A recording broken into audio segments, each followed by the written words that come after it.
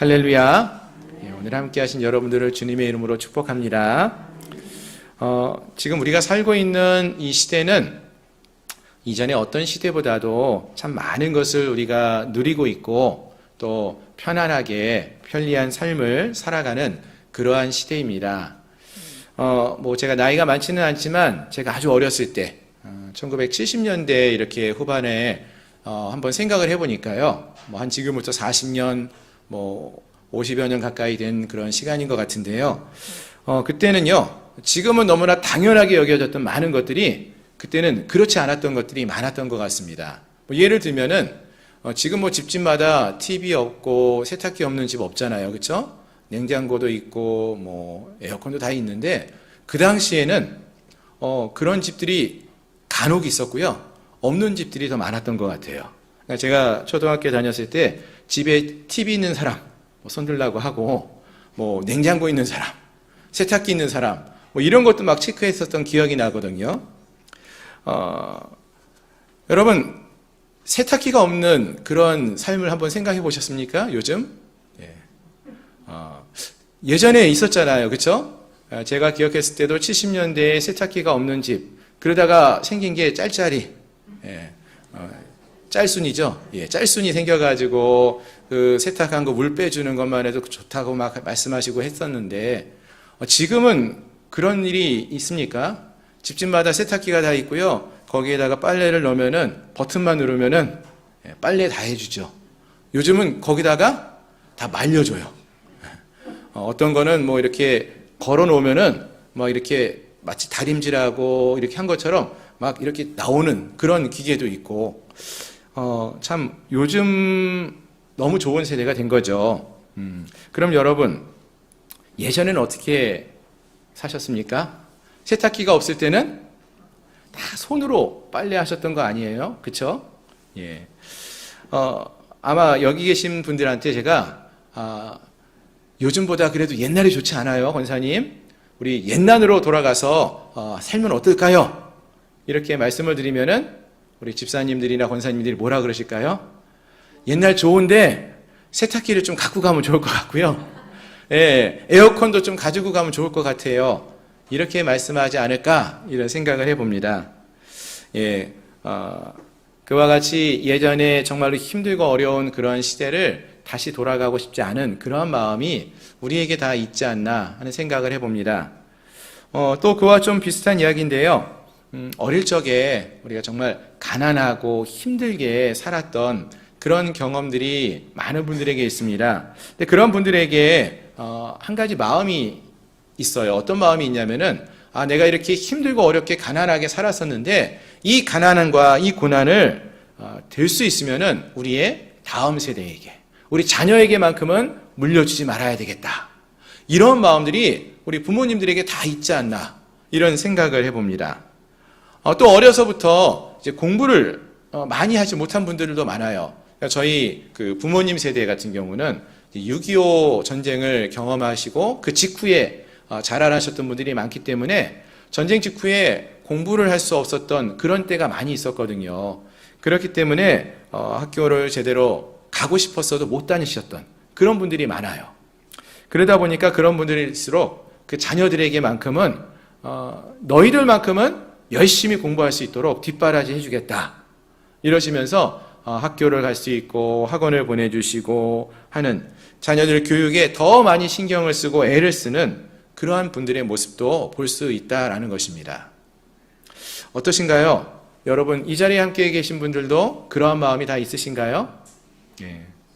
내가 누리지 못했던 부분이 있고 좀 아쉬웠던 그런 부분들이 있다면요, 그것만큼은 그렇게 힘들었던 기억들, 고난의 시간들을 다시 우리 다음 세대가, 우리 자녀들이 경험하지 않도록 물려주고 싶어 하지 않는 그러한 마음이 아마도 우리 모두에게 다 있을 것이라 생각을 합니다. 그러신가요? 아니면은 이런 마음 갖고 계신 분 계시나요? 내가 이렇게 힘들게 살았는데 너희들 그것 좀 알아야 돼. 너희들도 지금부터 고난을 좀 받아봐. 가난을 경험해보고 정말 힘들고 어려운 그 고난 너희도 그대로 받아봐라. 이렇게 말씀하시는 분들이 계실까요? 없어요? 있을까요? 예, 아마 우리 중에는 없으실 것 같은데 그런 이상한 분이 계셔요. 정말 뭐 TV에 나올 법한 그런 이야기죠. 그런데요, 오늘 본문 우리가 함께 읽은 말씀, 본문의 말씀을 보니까 내가 받은 고난의 삶을 나는 부끄러워하지 않으니 내 믿음의 아들아, 너도 고난을 받되 부끄러워하지 말라라고 이렇게 말씀하는 분의 이야기가 나옵니다. 예, 누가 이렇게 말을 했죠? 예, 사도 바울이 이러한 말씀을 하였어요. 오늘 본문 말씀 8절에 있는 말씀 한번 보시기 바랍니다. 8절 말씀을 보시면은 이렇게 말하고 있죠. 그러므로 너는 내가 우리 주를 증언함과 또는 주를 위하여 갇힌 자 된 나를 부끄러워하지 말고 오직 하나님의 능력을 따라 복음과 함께 고난을 받으라. 이렇게 말을 해요. 지금 바울이요, 옥에 갇혀 있어요. 복음을 전하다가 옥에 갇히는 신세가 되었습니다. 그런데 그 바울이 그가 정말로 사랑하는 믿음의 아들, 영적인 아들 디모데에게 이 편지를 쓰고 있어요. 근데 그 편지에서 뭐라고 썼냐 하면은 아들아, 믿음의 아들 디모데야, 나 지금 옥에 갇혀 있는데 나를 부끄러워하지 말고 오직 하나님의 능력을 따라서 복음과 함께 너도 이 고난을 받으라. 이렇게 말했다는 거예요. 예. 부모님들이 이 마음이 이해가 되십니까? 다시 말씀을 드리지만 여러분, 대부분의 부모들은요, 어떻게 해서든지 자기가 받았던 그러한 고난을 어떤 대가를 치르고서라도 자기 자녀에게 그 고난을 그대로 넘겨주고 싶은, 너도 이런 고난을 좀 받아라 이렇게 말씀하고 싶은 그런 분들은 안 계실 거예요. 부끄러운 삶 물려주지 않겠다라고 정말로 아둥바둥 살아가지 않습니까? 그런데 바울은 오늘 본문을 보니까 내가 받은 이 고난을 너, 나의 영적인 아들, 내가 정말로 사랑하는데 너도 좀 받아야 되겠다. 너도 좀 받으라. 이렇게 말한다는 것입니다. 내가 받은 그 고난을 너도 받으라고 이렇게 말하고 있다는 거예요. 참 이해하기가 힘든 모습입니다. 어떻게 영적인 아버지라고 하는 바울이 그 아들이라고 하는 디모데에게 너 고난받으라 이렇게 말할 수 있을까요? 디모데가 바울의 친아들이 아니어서 그렇습니까? 그렇지는 않을 거예요. 그럼 왜 바울이 디모데에게 이렇게 말할 수 있었던 것일까요? 하나씩 좀 더 자세하게 살펴보기 원하는데요. 자, 본문의 말씀 8절을 다시 한번 보시기 바랍니다. 8절을 보면은 바울이 이렇게 말을 합니다. 내가 우리 주를 증언함과 또는 주를 위하여 갇힌 자 된 나를 부끄러워하지 말고 오직 하나님의 능력을 따라 복음과 함께 고난을 받으라 라고 했습니다. 여기서 보시면 바울은 고난을 받으라 이렇게 말하는데 그냥 무조건 힘들고 어려운 고난을 받으라 이렇게 말하지 않습니다. 여기서 바울이 말하는 것은 복음과 함께 고난을 받으라 이렇게 말해주고 있어요. 자, 그럼 여러분 여기서 말하는 이 복음이라는 게 무엇일까요? 복음. 우리 지금 몇몇 분들은 이번 주에 우리 같이 목마른 성서학당 공부하셨던 분들은 기억나실 것 같은데 복음에 대해서 우리가 함께 살펴보셨죠. 여러분 복음이란 단어 자체가 무슨 뜻이라고 했습니까? 복된 소리, 기쁜 소식, 그게 복음이에요. 예. 여러분들에게 그러면 복된 소식은 어떤 소식이 복된 소식입니까? 기쁜 소식이 뭐예요? 예. 오늘 우리 또 우리 귀한 형제 자매가 이렇게 함께 했는데 결혼을 앞두고 있는 그러한 자녀들이 있는 가정에서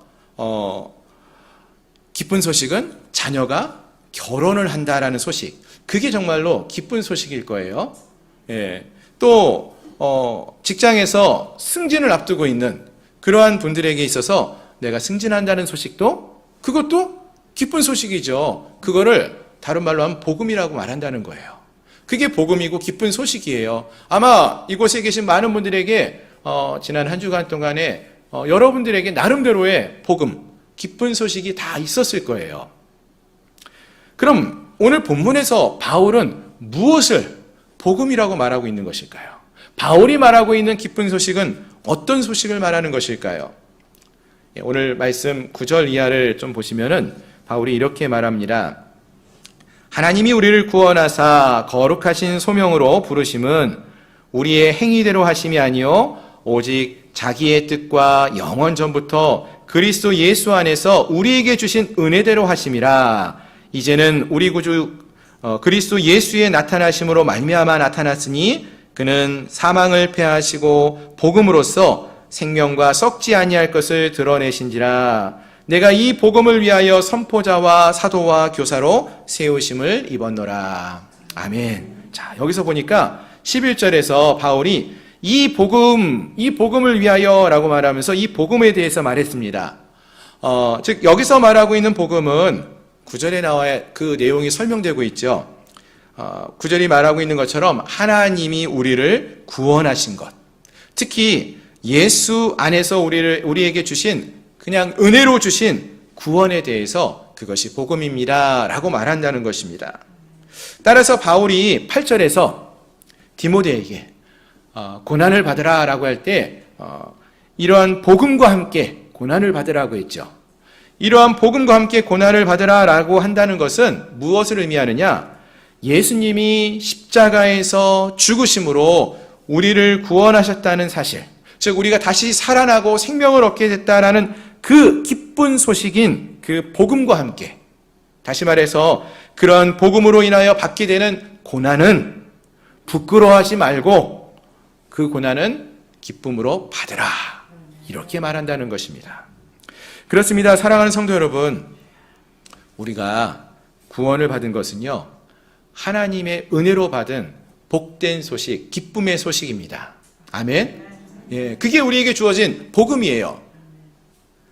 그런데 우리가 이러한 믿음의 삶, 복음을 누리는 삶을 살아가다 보면은요, 때때로 바울과 같이 고난을 받을 때가 있어요. 예수를 믿는 것 때문에 고난을 당할 때가 있어요. 하지만 이러한 복음 때문에 주어지는 고난이라면은 우리는 부끄러워하지 말아야 한다라고 말한다는 것입니다. 어떻게 그럴 수 있을까요? 그래도 고난은 힘든데 이 복음으로 인하여 주어지는 이 고난을 받을 때 어떻게 그것을 기쁨으로 또 받아들일 수 있는 것일까요? 바울은 그 이유를 다음과 같이 말해주고 있습니다. 12절 이하의 말씀을 보시면 좋겠는데요. 12절 말씀입니다. 이로 말미암아 내가 또 이 고난을 받되 부끄러워하지 않음은 내가 믿는 자를 내가 알고 또한 내가 의탁한 것을 그날까지 그가 능히 지키실 줄을 확신함이니라. 아멘. 예. 자, 그렇습니다. 바울은요, 예수님을 믿고 복음을 전하면서 참 많은 고난을 받았어요. 잘 아시는 것처럼 복음을 전하다가 배가 난파하기도 몇 번 했고요. 또 40에 하나 가만 39대 매를 여러 번 맞기도 했고요. 돌에 맞아가지고 죽을 뻔했기도 했습니다. 못 먹어서 헐벗기도 하고 또 지쳐 쓰러질 때도 참 많았고요. 사랑하는 사람들에게 배반을 당한 적도 있고요. 참 많은 고난을 받았습니다. 그럼에도 불구하고 그는 결코 그것으로 인하여서 부끄러워하거나 두려워하지 않았다고 했어요. 어떠한 엄청난 고난도 어떠한 무서운 위험도 복음을 전하고자 했던 이 바울의 그 마음을, 뜻을, 의지를 꺾지는 못했다라는 것입니다. 아니, 오히려 바울은 이 복음으로 인하여서 고난을 받는 것을 가치 있는 일로 여겼어요. 중요한 일로 여겼어요. 그래서 바울이 이렇게 할 수 있었던 것은 무엇 때문인가 보니까 자신이 믿고 있는 그 예수님, 그분이 누구인지를 그가 알았기 때문이라고 말하고 있습니다. 그가 처음 예수님을 다메섹 도상에서 만나게 되는데 그때 만난 그 예수님이 어떠한 분인지를 알게 되었기 때문에, 분명히 알았기 때문이라고 말해주고 있습니다. 또 그가 신뢰하는 이 예수님이 자신에게 위임하고 맡기신 일을 능히 그날까지 지켜주시고 이루게 하실 것을 확신했기 때문이라고 바울은 고백하고 있습니다. 여기서 바울이 안다라고 말하는 거는요, 그냥 책 한번 읽고 알았어, 내가 기억하고 있어, 이거를 말하는 것이 아니라요, 그의 삶 속에서 그 주님을 만나고 정말로 죽을 위기에서 그를 살려주셨고 감옥에서 그를 구출해내셨던 그러한 일을 경험하면서 하나님이 살아계시고 그 주님이 나를 얼마나 사랑하시는지를 직접 경험함을 통해서 배우고 알게 된 진정한 알을 말하는 것입니다. 그의 삶의 속속들이 그분을 알아가는 그런 친밀한 교제가 있는 그러한 알에 대해서 말해준다는 것입니다. 그렇습니다. 이같이 바울은 그가 믿는 예수님과 정말로 친밀한 교제를 나눔을 통해서 그분이 어떤 분인지를 확실히 알았기에 자신을 온전히 예수님께 의탁하고 내어 맡기는 그러한 믿음의 삶을 살 수 있었다라고 고백하는 것입니다. 그래서요, 이 바울이 다른 서신서, 바울이 쓴 다른 편지가 있는데요. 거기서 보시면은 다음과 같은 고백을 하기도 합니다. 빌립보서라는 바울이 쓴 편지가 있습니다. 빌립보서 3장 8절을 보면 이렇게 말합니다. 또한 모든 것을 해로 여김은 내 주 그리스도 예수를 아는 지식이 가장 고상하기 때문이라. 내가 그를 위하여 모든 것을 잃어버리고 배설물로 여김은 그리스도를 얻고 그 안에서 발견되려 함이니. 아멘. 예수님을 바울이 만났어요. 바울이 예수님을 알게 된 이후에 그가 이전에 누리고 있었던 많은 것들, 바울은 이스라엘의 베냐민 지파 중에 한 사람이었고요. 좋은 가문의 출신이었고요. 또 그 당시에 가장 좋은 학벌을 유지했던 사람이 바울이었습니다. 가말리엘이라는 사람 밑에서 공부를 할 수 있었던 좋은 학벌도 있었어요. 좋은 가문과 좋은 학벌이 있었지만 그 모든 것들을 다 무엇으로 여겼다고 했습니까? 배설물과 같이 중요하지 않은 것으로 여기게 되었다라고 말합니다. 왜냐하면은 그 모든 것들을 소중하게 여겼던 그 모든 것들을 다 내려놓고 예수 그리스도로 인하여서 그리스도를 얻는, 그리스도와 함께하는 삶을 누리려고 그러한 삶을 선택했다라고 말을 합니다.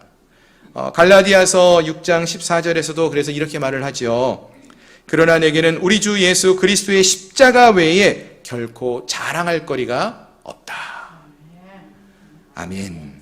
예수 그리스도의 십자가 외에는 자랑할 것이 없다고까지 말을 해요. 다시 말씀드리지만 바울은요, 그의 학식과 가문 등등 자랑할 게 너무나 많았어요. 하지만 그 모든 것들 자랑하지 않게 된다는 것입니다. 대신 예수 그리스도만을, 그리스도의 십자가만을 자랑하게 되었다라고 했습니다. 그렇습니다. 바울은 그리스도를 아는 지식을 가장 고상한 보배로 여겼고요. 세상의 모든 자랑거리들을 다 버리게 되었다라고 그러한 고백을 했습니다. 그러한 고백을 했기에 그는 인생의 마지막 순간에까지도 요동하지 않고 이 믿음의 길, 복음의 길을, 복음 전파의 길을 걸어갈 수 있었다라는 것입니다. 그리고 그 길이 너무나 귀하고 좋은 것임을 알았기 때문에 당당하게 그 믿음의 발자취를 이제 그의 믿음의 아들인 디모데가 따라와 주기를 바라면서 당부하는 것입니다. 그 길을 너도 함께 걸어야 한다. 걷기를 바란다 라고 말하고 있다는 거예요. 왜요? 그 길이 분명 고난이 있는 길이지만 그 길이 너무나 귀하고 복된 길이라는 사실을 너무나 잘 알기 때문에, 그래서 그가 사랑하는 믿음의 아들 역시 이 길을 함께 걷고 영원한 천국의 축복의 삶을 살기를 소망했기 때문이라는 것입니다. 자, 그럼 사랑하는 성도 여러분, 우리에게도 이런 바울과 같은 믿음의 모습이 있습니까? 바울처럼 여러분들이 믿는 예수님이 이 세상에 그 어떤 것보다도 귀한 분이시고 그분이 우리에게 베푸신 구원의 은혜가 참으로 복된 은혜라는 사실을 여러분 믿으십니까? 그렇다면은 우리가 이 바울처럼 우리도 이런 복음으로 인하여 고난이 주어질 때마다 그것을 두려워하거나 그것을 부끄러워하는 것이 아니라 오히려 기쁨으로 받아들이고 담대하게 그 고난을 마주할 수 있기를 바랍니다. 그리고 이것을 우리만 이 믿음의 길, 복된 길을 걸어가는 것이 아니라 우리가 사랑하는 이들에게, 우리의 다음 세대, 자녀들에게, 또 우리와 함께하는 가족들에게, 우리와 함께하는 이웃들에게 알리고 전하고 권할 수 있는 그러한 우리 모든 성도님들이 될 수 있기를 주님의 이름으로 축원합니다. 아멘. 제가 얼마 전에 조금 시간이 지난 것 같긴 한데요. 올 초에 오랜만에 영화관에 가서 영화를 한 편 보았습니다. 예. 영웅이라는 그러한 영화였어요. 코로나 터지고 나서 정말 오랜만에 갔으니까 몇 년 만에 극장에 가서 본 것 같은데요. 이 영웅은 어떤 내용이냐면은 우리나라 이제 독립을 위해서 희생하셨던 안중근 의사에 관한 이야기입니다. 뭐 그 내용은 잘 아실 거예요. 영화도 그 내용을 쭉 따라서 흘러가고 있었는데요.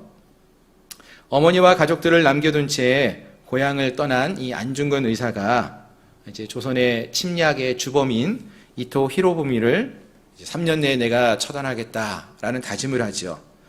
처단하지 못하면은 내가 목숨을 끊겠다, 뭐 이런 식으로 맹세를 합니다. 그리고 그 맹세를 지키기 위해서 블라디보스톡이라는 곳을 찾았고요. 그곳에서 함께하는 동지들과 함께 거사를 준비합니다. 그리고 마침내 1909년 10월 26일 안중근은 하얼빈역에 도착한 이토 히로부미를 향해서 주저없이 방아쇠를 당기게 됩니다. 그리고 이로 인해서 안중근이 잡혀서 법원에서 이제 재판을 받게 되어집니다. 그런데 안중근이 원했던 것은 지금은 전쟁 중이기 때문에 자신은 전쟁의 포로였다라는 것을 주장해요. 하지만 법원은 전쟁의 포로가 아니라 일본인을 죽인 살인 죄목으로 안중근을 법정에 출두시키게 되었고요. 또 일본인 관선 변호사에게 변론을 맡깁니다. 그래서 재판을 받게 합니다. 결과적으로는 이제 안중근 의사는 사형 판정을 받게 되어집니다. 근데 물론 이때 이 안중근 의사가요, 이러한 첫 번째 재판 결과를 받고 항소할 수가 있었어요. 항소할 수가 있었음에도 불구하고 안중근 의사가 항소하지 않습니다. 그 이유가 무엇이냐 하면은 어머니의 뜻이 있었기 때문이라고 말해주고 있었어요. 그리고 이 안중근 의사는 결국 그대로 이 감옥에 갇혀 있다가 영웅으로서 죽음을 맞이하게 됩니다. 이 영화 속에서 안중근 의사는요, 조금도 자기가 선택한 그 길을 부끄러워하지도 않았고요.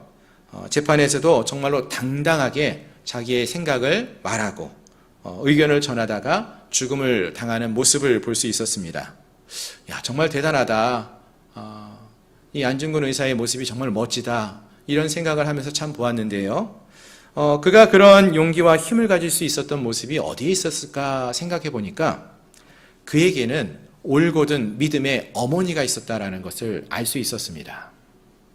여러분, 이 안중근 의사의 어머니가 누구인가 하면은요, 조마리아라는 여인이에요. 여사인데요. 이 안중근 의사와 조마리아 여사 둘 다 이제 천주교 신자였던 것으로 알려져 있습니다. 근데 이 감옥에 갇혀 있었던 안중근에게 이 조마리아 여사가 정말 온 마음을 다해서 유언과 같은 편지를 써 보냅니다. 그 편지의 내용을 제가 잠시 좀 여러분들에게 읽어드리기를 원하는데요. 이러한 내용이 거기에 기록되어져 있었습니다.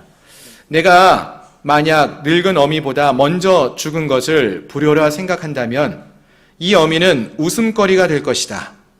너의 죽음은 너 한 사람의 것이 아니라 조선인 전체의 공분을 짊어지고 있는 것이다. 내가 항소를 한다면 그것은 일제의 목숨을 구걸하는 짓이다. 내가 나라를 위해 이에 이른즉 땀만 먹지 말고 죽으라.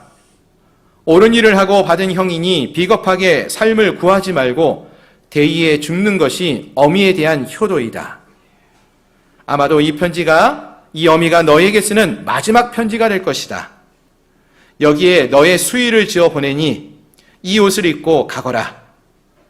어미는 현세에서 너와 재회하기를 기대치 않으니 다음 세상에서는 반드시 선량한 천부의 하나님의 아들이 되어 이 세상에 나오너라. 이것이 이제 안중근 의사의 어머니였던 조마리아 여사가 안중근 의사에게 보낸 마지막 편지의 내용입니다. 자기의 아들을 향해서 뭐라고 외쳤습니까? 고난을 받으라. 이런 요청을 넘어서죠. 명령을 넘어서 가지고 비겁하게 삶을 구하지 말고 죽으라. 이렇게까지 말했어요. 아들에게 죽으라고 외치는 어머니의 마음 여러분 이해가 되십니까? 영화 속에서도 보시면은요, 이 조마리아 여사가 아들에게 이렇게 죽으라고 단호하게 말을 하고 편지를 써 보내고 있었지만 영화 속에서 그 장면, 그 어머니는 가슴을 찢으면서 울부짖는 모습이 나옵니다. 수위를 지으면서 울부짖어요. 자, 그렇습니다, 여러분. 안중근 의사가 지금까지 우리에게도 잊혀지지 않는 우리나라의 영웅이 될 수 있었던 것은요, 아들을 사랑하지만 나라를 향한 아들의 애국심을 누구보다도 잘 알고 있었던 그의 어머니, 그리고 일평생 조국의 독립을 위해서 싸웠던 아들과 똑같이 동일하게 나라를 향한 간절한 애국의 마음을 절절히 가슴에 담아두었던 그 믿음의 어머니가 있었기 때문은 아닐까 생각을 해봅니다.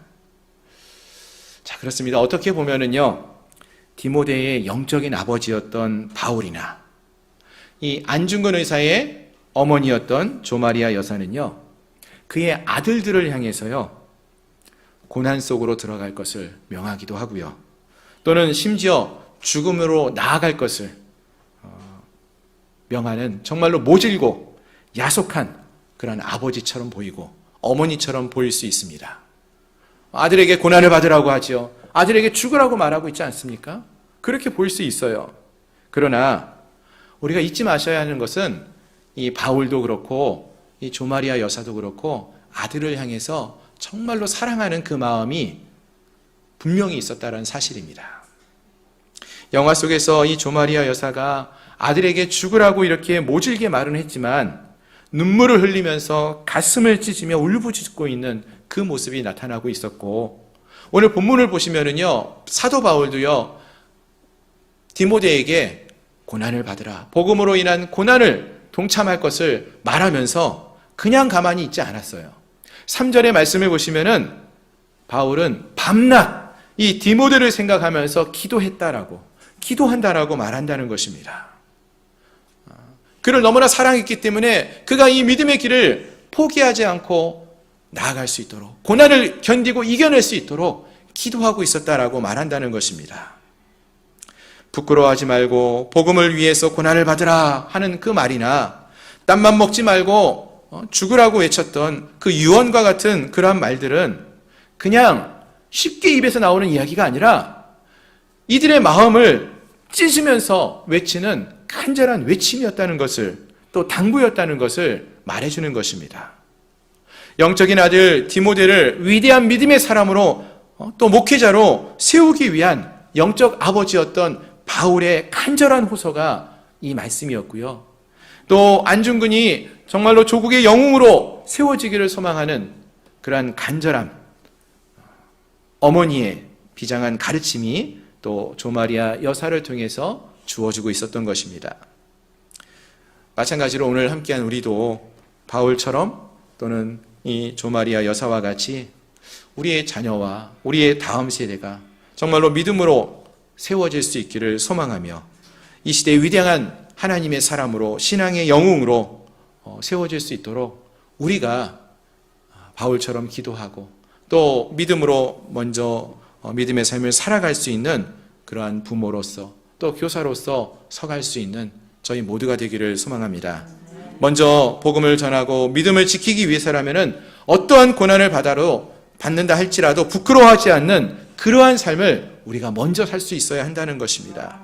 그러한 우리의 모습을 통해서 우리의 자녀들이, 또 우리의 다음 세대가 우리가 걸었던, 또 이미 우리 앞에 많은 선조들이, 믿음의 조상들이 걸어갔던 그 신앙의 발자취를 따르고 고난을 두려워하지 않고 이 복음으로 주어지는 이 고난을 받아도 결코 부끄러워하지 않는 삶, 죽음의 위기 속에서도 결코 믿음을 저버리지 않는 그러한 삶을 살아갈 줄로 믿습니다. 이를 위해서 먼저 우리가 이 세대를 위하여, 자녀를 위하여, 우리와 함께하는 이들을 위해서 바울처럼 쉬지 않고 밤낮으로 기도할 수 있어야 할 줄로 믿습니다. 그리고 우리가 믿음의 삶을 살아가심으로써 어떠한 고난 속에서도 부끄러워하지 않는 삶, 주님이 걸어가신 십자가의 길을 먼저 뒤따라가는 그런 믿음의 삶을 살아가는 저희 모든 성도들이 되시기를 주님의 이름으로 축원합니다. 기도하겠습니다.